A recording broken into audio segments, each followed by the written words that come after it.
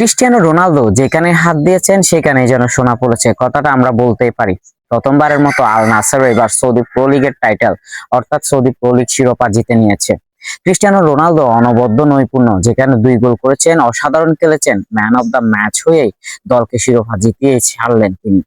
আল হেলাল বহু চেষ্টা করেছে, মাঝপথে বহু টাকা দিয়ে করিম বেনজেমাকে আনলেও আসলে ফলাফল কিছুই হয়নি। শেষ পর্যন্ত জয় হয়েছে ক্রিস্টিয়ানো রোনালদোর নৈপুণ্যের, ক্রিস্টিয়ানো রোনালদোর একাগ্রচিত্ততার এবং তার ধৈর্যের। ক্রিস্টিয়ানো রোনালদো যেন বেশ কিছুদিন ধরে শিরোপা হাতছাড়া হচ্ছিল, তীরে এসে তরি ডুবাচ্ছিলেন, এমন গল্প লিখতেছিলেন, কিন্তু শেষ পর্যন্ত তার হয়নি, হতে দেয়নি ক্রিস্টিয়ানো রোনালদো। ভালো নিজে পারফরমেন্স করেছেন ভালো, দল পারফরমেন্স করেছে ভালো, শেষ ম্যাচে জিতে পয়েন্ট টেবিলে এগিয়ে থেকেই সৌদি প্রো লিগের শিরোপা নিশ্চিত করে তারা। এদিকে আল হিলাল যদিও জিতেছে, কিন্তু পয়েন্ট ব্যবধানে এগিয়ে থাকার কারণে ক্রিস্টিয়ানো রোনালদোর আল নাসের হয়েছে এবারের চ্যাম্পিয়ন।